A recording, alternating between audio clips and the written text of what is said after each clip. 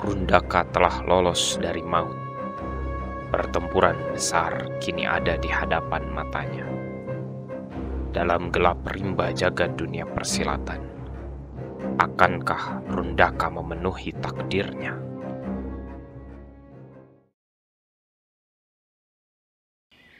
Setelah melewati sungai selama setengah hari, Rundaka dan kelompok kesatria Askara yang menyelamatkannya tiba di sebuah desa. Mereka mengganti pakaian, termasuk membelikan Rundaka dan Hara pakaian baru. Belum banyak yang mereka bicarakan, seolah semua hal sudah direncanakan dan mereka pun bergerak bersama-sama. Rundaka mengikuti semua hal yang dilakukan kelompok ini. Kini mereka adalah kelompok berjumlah 5 orang. Rundaka, Hara yang terlihat cukup panik, dan 3 orang lainnya dari pihak kesatria Aksara. Para kesatria Askara juga menenangkan Hara dan memberikan Rundaka makanan berupa singkong rebus dan pisang emas untuk memulihkan tenaga setelah pertarungan hampir mati dengan naga merah. 3 orang lainnya itu adalah perempuan bernama Ulusa. Ia mungkin hanya terpaut 1 atau 2 tahun saja dari Rundaka. Ia adalah perlambangan dari kecantikan Sundayana. Matanya jelita, kulit cerah dan merona, rambutnya tergerai sampai bahu, dan hitam kelam. Matanya, ketika Rundaka memperhatikan, tampak agak kecoklatan. Sementara 2 orang lainnya adalah lelaki berambut putih yang ternyata masih cukup muda. Ia bernama Brata, dan seorang bertubuh agak gempal tapi kekar. Ia bernama Bada. Mereka kemudian bergegas dan memaksa Rundaka serta Hara mengikuti dengan segera. Meski sudah keluar dari markas naga merah, namun kelimanya tetap berwaspada. Tibalah mereka di luar desa Ngatok. Sepertinya ini adalah titik yang sudah mereka tetapkan. Di sana telah tersedia 5 ekor kuda. Brata bertanya kepada Rundaka dan Hara, "Kalian bisa berkuda?" Rundaka dan Hara lantas mengangguk. Tanpa banyak bicara, kelima orang itu menaiki kuda dan bergegas. "Usahakan jangan terlalu jauh. Butuh setidaknya 1 hari penuh berkuda untuk sampai ke Padrang." Semua mengiyakan dan mereka mulai memacu kuda. Brata benar-benar tidak membuang waktu. Dalam perjalanan itu, mereka hanya sekali mengistirahatkan kuda untuk minum. Dan hanya dalam waktu sepenanakan nasi, mereka melanjutkan perjalanan. Malam sudah tiba. Tanpa terasa, rombongan dan Rundaka sudah sampai di wilayah awal Pakulonan. Jika pergi dari daerah Banda Indung, butuh sekitar 1 hari berkuda. Namun karena mereka bergerak dari Garda Utaya, 1 hari penuhlah yang dibutuhkan. Menurut keterangan Bada, wilayah Pakulonan bukanlah wilayah kekuasaan Naga Merah, sehingga mereka sudah mencapai titik yang aman. Kini, kelima orang itu tiba di sebuah hutan. Mereka berniat untuk bermalam di sana. Untunglah musim sedang kemarau, sehingga malam tidak terlalu dingin. Pada dasarnya, daerah Pakulonan memang agak hangat, tidak sedingin Banda Indung. Mereka pun lantas menyalakan api. "Sebelumnya, terima kasih sekali lagi karena telah menyelamatkan kami. Sungguh kami tidak tahu bagaimana harus membalas kebaikan Tuan dan Nona," ujar Rundaka, memulai percakapan. "Tidak masalah, itu sudah menjadi tugas kami. Anda tidak perlu membalas apa-apa, karena Anda memang telah terlibat," ujar Brata si rambut putih. Rundaka agak bingung. Brata melanjutkan, "Perang sedang terjadi, Anda mungkin belum menyadarinya. Pemegang ajian Kamanduka adalah kuncinya. Naga Merah ingin menghabisi Anda, sementara kami ingin Anda hidup. Karena itu, ini adalah pertukaran yang setara. Anda memang harus hidup untuk mengakhiri perang ini." Rundaka telah mendengarkan kisah ini berkali-kali. Agaknya ini adalah saatnya bagi dia untuk mendapatkan kejelasan. "Mengapa saya terlibat dalam sebuah perang yang tidak pernah saya mulai? Jika ini perang antara Naga Merah dan Kesatria Askara, kenapa saya ikut terlibat? Saya bahkan tidak pernah menjadi anggota dari keduanya," tukas Rundaka. "Oh, Anda memulai perang ini pada kehidupan Anda sebelumnya. Jika Anda tidak bisa mengingatnya, Bahkan ketika Anda sudah mampu melakukan perjalanan gaib, Anda yang keterlaluan. Seluruh petunjuk dalam hidup Anda telah sampai ke sana, namun Anda mengabaikannya, ujar Brata. Kini Rundaka tertegun. Ia belum bisa menyangkal karena bisa jadi yang Brata katakan adalah benar.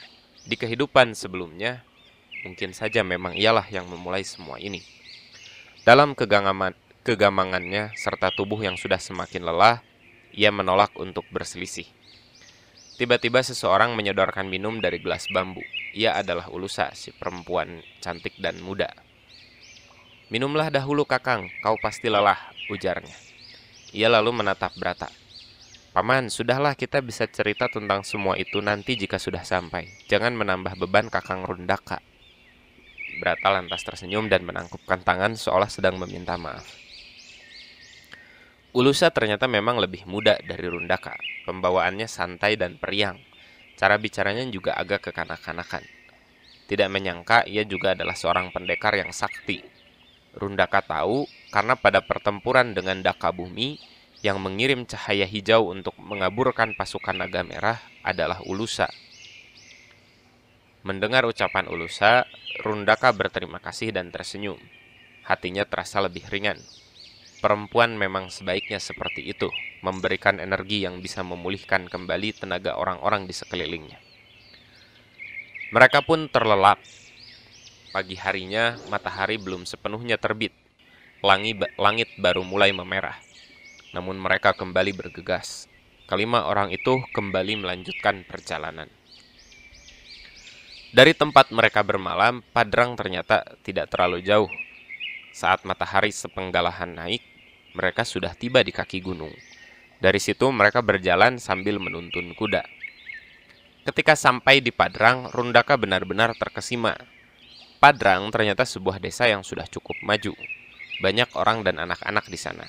Di puncak jalan yang mereka tempuh, nampaklah sebuah bangunan tinggi seperti undakan tanah. Pada setiap undakannya terdapat batu-batu yang tersusun rapi. Ini terlihat seperti semacam kuil. Rundaka tidak pernah melihat bangunan semacam ini di Sundayana. Konon di Jawa Dwipa ada bangunan semacam ini juga yang sering digunakan untuk menyembah dewa. "Kita beristirahat dulu," ujar Brata. Disitulah Rundaka tiba. Ia kemudian diminta untuk memasuki sebuah rumah sederhana. Terdapat seorang perempuan tua yang menyambutnya dan memberi minum. Mereka kemudian beristirahat di sana. Kata Brata, saat sore nanti Rundaka harus pergi ke puncak bangunan berundak itu bersama dirinya dan Ulusa. Sementara Hara bisa menunggu dan melakukan kegiatan yang lain. Bagaimanapun, Rundaka dan Hara bukanlah bagian dari kesatria Askara. Namun dalam kondisi seperti ini, Rundaka harus memilih sebuah sisi. Karena dalam perang seperti ini, situasinya akan menjadi kawan atau musuh. Tidak ada di antara keduanya. Melihat perlakuan ayahnya, Naga Merah, sudah tidak mungkin Rundaka tidak ikut bertempur. Maka atas ketidaktahuannya, ia sudah membulatkan tekad untuk ikut dalam peperangan ini. Masih banyak yang belum ia pahami, karena itulah di waktu istirahat itu ia memilih untuk bermeditasi. Sementara Hara pergi beristirahat dan mengobrol dengan perempuan tua yang menyambut mereka. Selama bermeditasi, tidak lama seseorang dengan suara kekanak-kanakan memanggilnya. "Kakang, mari makan siang lebih dulu." Ah, Ulusa rupanya. Kali ini ia tidak tampil dalam busana kesatria. Ia menggerai rambutnya yang panjang sampai ke siku, terbelah dua di kepalanya. Ia mengenakan pakaian khas Padrang, yaitu baju berwarna putih dan kain samping yang membebat dari pinggang ke bawah.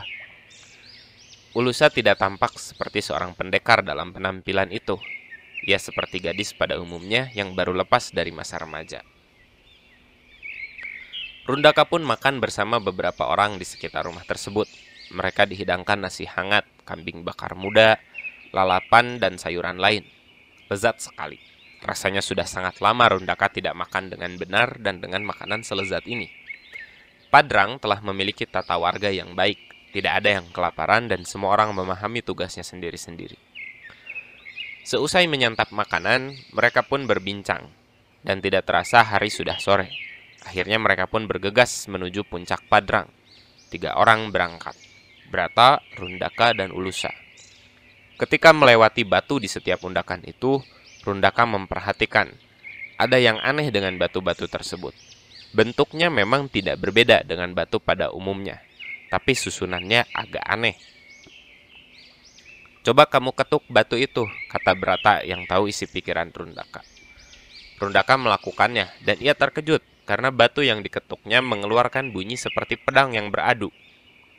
Benar-benar seperti besi, padahal itu jelas-jelas batu. "Batu ini bukan hasil alam," kata Brata pendek. Masih terheran dengan batu-batu itu, Rundaka tiba di puncak. Di sana ia bertemu sosok yang tinggi besar mengenakan jubah hitam. Rambutnya panjang dan ia mengenakan ikat kepala seperti yang digunakan oleh Brata. Brata dan Ulusa menjura lalu berkata, "Tuan Kulna, telah kami bawa Rundaka ke Padrang." Sosok berjubah hitam itu menatap Rundaka, dan Rundaka bisa melihat, selain karena gagah dan saktinya, pria ini memiliki sima atau wibawa bagi orang-orang yang terpilih. Dalam dunia persilatan, orang seperti ini sering juga disebut memiliki sima maung atau wibawa harimau, yang menunjukkan kesaktian diri dan kesanggupan untuk disegani bahkan ketika tidak melakukan apapun. Kulna lalu berkata kepada Rundaka, "Kau telah bertemu ayahmu, bukan?" Rundaka mengangguk. "Jika nanti kita bertemu di medan perang, adakah keraguan darimu untuk menghabisinya?" tanya Kulna. Rundaka tidak pernah memikirkan itu. Jelas ia tidak ingin dibunuh oleh ayahnya. Tapi apakah dia benar-benar ingin membunuh ayahnya? "Aku akan mengujimu, menguji kesungguhanmu hari ini." Kulna lalu membuka jubahnya. Terlihat sebuah tubuh yang telah melewati banyak hal. Kekar dan berbagai luka terpatri di tubuh tersebut, mulai dari luka dalam maupun luka luar. Rundaka kini baru lebih teliti memperhatikan. Ternyata di samping bibir Kulna juga terdapat luka yang memanjang. Ini adalah ujian pertarungan. Dalam meditasinya di siang hari tadi, Rundaka sudah membayangkan akan terjadi hal semacam ini, karena tidak mungkin ia diterima begitu saja di perkumpulan kesatria Askara. Maka hari ini ia harus membuktikan bahwa ia akan bisa bergabung, meskipun ia belum bisa menguasai ajian Kamanduka. Pertarungan pun dimulai. Kulna tidak memasang kuda-kuda apapun. Ia melangkah ke arah Rundaka, namun dari langkah yang seolah seperti berjalan biasa itu, Kulna tiba-tiba sudah ada satu hasta di depan Rundaka. Saking terkagetnya, Rundaka mundur sambil meloncat ke belakang. Ini tidak akan mudah, gumamnya. Rundaka kemudian memilih untuk menyerang lebih dahulu. 3 serangan ia lancarkan, pukulan ke arah dada, leher, dan tendangan ke ulu hati. Namun, Kulna bergeming. Ia bahkan tidak menangkis serangan itu. Semua serangan itu mentah dan tidak mempan sama sekali. Rundaka jadi teringat pertarungannya dengan Kebo Ireng. Tapi jika dibandingkan, tingkatannya terasa berbeda sekali. Ini bukan ilmu tubuh besi yang biasa. Kulna kemudian mendekati Rundaka. Dengan cepat, ia sudah ada di hadapannya dan melancarkan pukulan serta tendangan. Rundaka mampu menangkis semuanya, namun tangannya terasa kebas padahal sudah ia lambari dengan tenaga dalam. Rundaka kemudian membangkitkan ki-nya dan siap melancarkan pukulan telapak dewa. Kulna seperti menebak apa yang hendak dilakukan Rundaka dan lalu meninju tanah tempat mereka berdiri. Sontak tanah itu bergetar. Rundaka pun kehilangan keseimbangan untuk melancarkan jurusnya. Segera Kulna mendekat dan menendang dari samping. Rundaka langsung saja terlempar. Rusuk kirinya terasa sakit sekali. Ia berpikir tulangnya mungkin patah atau setidaknya retak.